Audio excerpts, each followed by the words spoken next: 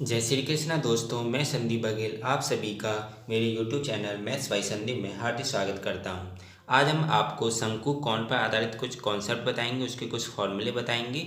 और शंकु जो कि 3D मेंसुरेशन पर आधारित है। 3D मेंसुरेशन का एक हिस्सा है शंकु कोण, जिसको इंग्लिश में बोलते हैं, उसके बारे में हम आपको कुछ बताएंगे। तो शंकु, सबसे पहले आप शंकु का कुछ शेप समझते हैं कि शंकु किस आकार का में होता है। जैसे जी आपका ये शंकु है, जिस तरीके से शंकु होता है ऊपर इसकी चोटी होती है और जो इसका जो नीचे बेस होता है जी एक आधार होता है, ये गोल होता है सर्किल। तो जी कैसा होता है, आधार होता है। तो शंकु का आधार क्या होता है, शंकु का आधार होता है वृत्त, जो सिर्फ एक ही वृत्त होता है। ऊपर तो कोई आधार है नहीं, ऊपर तो कुछ है नहीं, क्योंकि ऊपर बिल्कुल चोटी होती है और नीचे ही बस इसका एक आधार होता है, जिस पर आधार पे ऐसे इसको टिका कर हम रख सकते हैं। तो शंकु का आधार क्या होता है, वृत्त होता है। शंकु का आधार होता है वृत्त। तो शंकु के कुछ फॉर्मूले बताएंगे। सबसे पहले बात आता है शंकु का आयतन। शंकु का आयतन क्या होता है, जैसे सबसे पहले जी शेप समझ लेंगे। जैसे शेप है तो जी यहाँ से लेकर यहाँ तक इसकी क्या, इसकी हाइट है। हाइट कैसे, जैसे जी वाला इस शंकु है, इस शंकु का जी वृत्त है, वृत्त का जो केंद्र है, इस केंद्र से इसके ऊपर तक की जो चोटी है, यहाँ से यहाँ तक की बीच की दूरी क्या हो जाती है, उसकी शंकु की हाइट हो जाती है।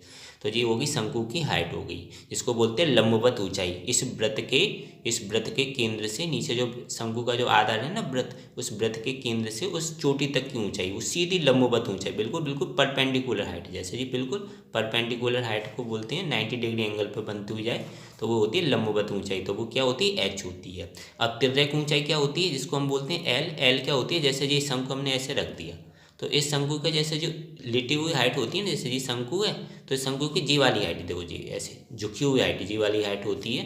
जी वाली हाइट क्या होती है, जैसे जी तो इसका आर होगी जी, आर हो गई, और जी झुकी हुई हाइट क्या होगी, जी झुकी हुई हाइट क्या होगी, इसकी तिर्यक ऊंचाई। इसको स्लैंट हाइट भी बोलते हैं, इसको एल से हम प्रदर्शित करते हैं। तो शंकु की तिर्यक ऊंचाई क्या होती है, झुकी हुई जो हाइट होती है उसकी, तो वो क्या होती है, तिर्यक ऊंचाई होती है। जी वाली देखो इस तरह से झुकी हुई हाइट, तो जी क्या होती है, उसकी तिर्यक ऊंचाई होती है। और जी क्या होती है, उसकी आर, त्रिज्या होती है जी, आर होती है। और उस आर के केंद्र से ऊपर की चोटी तक की जो बीच की दूरी होती है वो क्या होती है, उसकी हाइट होती है जी, उसकी हाइट कहलाती है।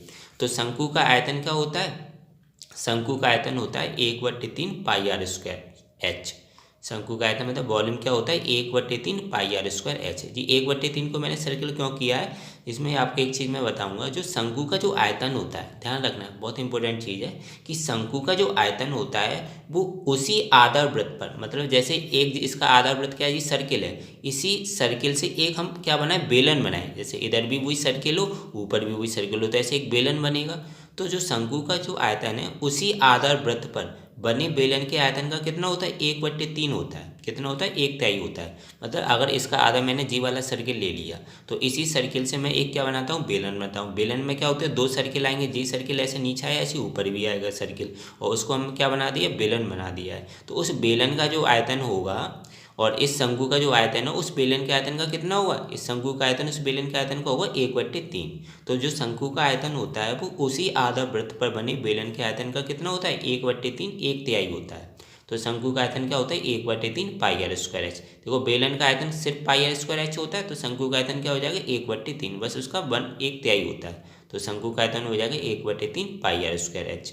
अब शंकु का आता है वक्र पृष्ठ क्षेत्रफल। वक्र पृष्ठ क्षेत्रफल इसको कर्व या लेटरल सरफेस एरिया बोलते हैं। तो देखो वक्र पृष्ठ क्षेत्रफल में जैसे क्या हो जाएगा जी, इसका वक्र पृष्ठ क्षेत्रफल हो जाएगा। जैसे जी मैं इसको गोल गोल घुमा रहा हूँ तो जी का खाली जी वाला वक्र पृष्ठ क्षेत्रफल, वक्र वाला जी वाला हिस्सा, इसमें जी वाला आपका वृत्त नहीं आएगा, सिर्फ क्या आएगा जी, वक्र पृष्ठ जी वाला हिस्सा। तो बेलन का वक्र पृष्ठ क्षेत्रफल क्या होता है, पाई आर एल। तो जी वाला इसका क्या हो गया, पाई आर एल होगा। तो बेलन का वक्र पृष्ठ क्षेत्रफल जिसको कर्व या लेटरल सरफेस एरिया बोलते हैं वो क्या हो जाएगा, पाई आर एल हो जाएगा।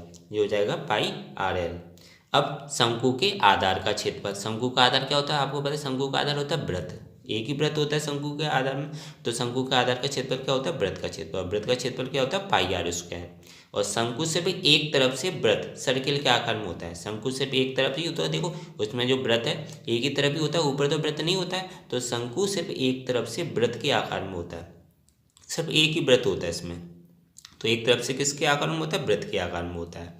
और शंकु का अब निकालते हैं संपूर्ण पृष्ठ क्षेत्रफल। तो संपूर्ण पृष्ठ क्षेत्रफल में क्या आ जाएगा, इसका एक तो जी वक्र पृष्ठ क्षेत्रफल आ जाएगा और प्लस उसका एक आधार, आधार तो एक ही है जो कि आधार क्या, वृत्त है।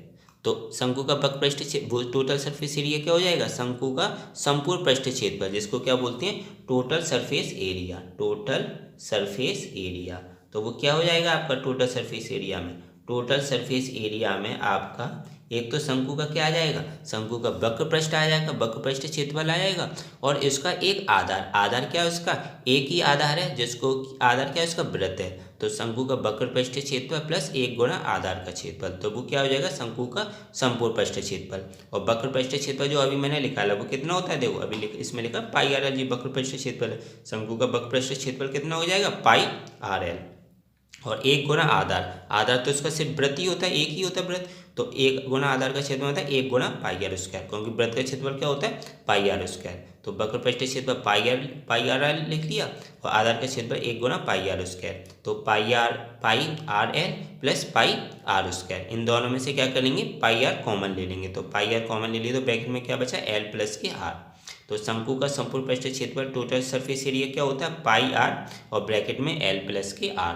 तो इस तरीके से शंकु के 4 फॉर्मूले थे। शंकु का आयतन क्या होगा, 1/3 पाई आर स्क्वायर एच, और शंकु का वक्र पृष्ठ क्षेत्रफल क्या हो जाएगा, पाई आर एल, और शंकु के आधार का क्षेत्रफल क्या हो जाएगा, जो कि वृत्त होता है उसका शंकु का आधार, तो वृत्त का क्षेत्रफल क्या होता है पाई आर स्क्वायर, और सिर्फ शंकु में एक ही तरफ से क्या होता है वृत्त होता है, ध्यान रखना।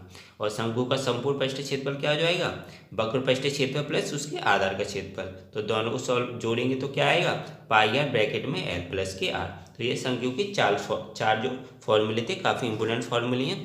अब थोड़ा इसका एक चीज़ समझेंगे, जो तिर्यक ऊंचाई होती है और जो लंबवत ऊंचाई है उसकी जो त्रिज्या है, इनमें रिलेशन होता है। देखो जैसे जी इसकी आर है, जी इसकी आर थी, त्रिज्या है, इसका एक वृत्त है, और जी इसकी स्लैंट हाइट होगी इस तरीके से झुकी हुई, और केंद्र के उसकी जो लंबवत हाइट ऐसी तो होगी इसके केंद्र से उसकी चोटी तक की दूरी, तो एक तरीके से क्या बन जाएगी, एक ट्राइंगल बन गया। जैसे जी ट्राइंगल बन गया, एक देखो जी इसकी सीधी ऐसे लाइन होगी, और जी ऐसी झुकी हुई लाइन, और जी सीधी लंबवत ऊंचाई, तो ऐसे जी ट्राइंगल बना। तो जो ट्राइंगल बना तो जो झुकी हुई जो हाइट होती है उसकी स्लाइंट हाइट बोल देंगे, तो वो एक तरह से इसका क्या हो जाएगी, विकर्ण हो जाएगी। और जी एंगल कितने का बनेगा, 90 डिग्री का। 90 डिग्री के सामने की वजह क्या होती है, लंब 90 डिग्री के सामने की वजह कर्ण कहलाती है, जो इसकी क्या होगी तिर्यक ऊंचाई। तो जी तिर्यक ऊंचाई एक तरह से किसका काम करेगी, कर्ण का काम करेगी, और जो इसकी ऊंचाई है लंबवत ऊंचाई वो किसका काम करेगी, उसके लंब का, तो इसको हमने एच माना है। और जो इसका त्रिज्या है, इस जो वृत्त है इसकी त्रिज्या वो क्या कहलाएगी, वो इसका आधार का काम करेगी। तो इसमें हम पाइथागोरस प्रमेय लगा देंगे। तो जो एल थी ना, जो एक तरह से कर्ण का काम कर रही है, तो पाइथागोरस प्रमेय में क्या कहती है, कर्ण का स्क्वायर बराबर लंब का स्क्वायर पर आधार का स्क्वायर। तो यहाँ कर्ण की जगह एल है, तो एल स्क्वायर बराबर एच स्क्वायर प्लस के आर स्क्वायर। तो ये शंकु की तिर्यक ऊंचाई और लंबवत ऊंचाई और त्रिज्या में रिलेशन होता है। क्या रिलेशन होता है, शंकु की तिर्यक ऊंचाई का जो स्क्वायर होता है वो उसकी लंबवत ऊंचाई के स्क्वायर के प्लस उसके जो आधार है उस आधार की त्रिज्या के स्क्वायर के बराबर होता है। तो एल स्क्वायर बराबर क्या हो जाता है, एच स्क्वायर प्लस के आर स्क्वायर। ये काफ़ी इंपॉर्टेंट है, कई बार ऐसा होता है एग्जाम में, जैसे एल की वैल्यू दे देंगे, एच की वैल्यू नहीं देंगे और आर की दे देंगे, इन तीनों में से किसी दो की वैल्यू दे देंगे, तो सबसे पहले आपको किसी एक को लिखा सकते हैं, तो उसमें क्या आप पाइथागोरस प्रमेय लिखा सकते हैं। और जी ध्यान रखना, पाइथागोरस प्रमेय जब लगाएंगे तो जिसकी तिर्यक ऊंचाई होती है वो कर्ण का काम करेगी, किसका, कर्ण का काम करेगी, और इसकी जो कर्ण मतलब हाइपोटेनियस, और जो इसकी जो हाइट है वो किसका काम करेगी, लंब का, परपेंडिकुलर का, और जो उसका आधार आधार जो कि वृत्त है उस वृत्त की जो त्रिज्या वो किसका काम करेगी, वृत्त की जो त्रिज्या उसकी आधार का काम करेगी। तो एक तरह से पाइथागोरस प्रमेय लगा देंगे। पाइथागोरस प्रमेय से क्या होता है, कर्ण का स्क्वायर बराबर लंब का स्क्वायर प्लस आधार का स्क्वायर, तो ऐसे इसमें लगा देंगे एल स्क्वायर बराबर एच स्क्वायर प्लस के आर स्क्वायर। ये काफ़ी इंपॉर्टेंट फॉर्मूला है, इसको भी याद रखना।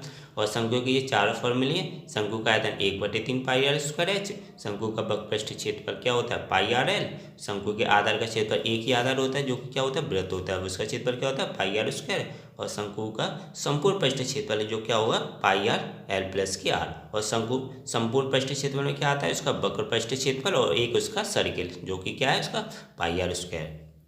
तो ये काफ़ी इंपॉर्टेंट फॉर्मूले थे। तो दोस्तों आशा करता हूँ आपको ये वीडियो अच्छा लगा होगा।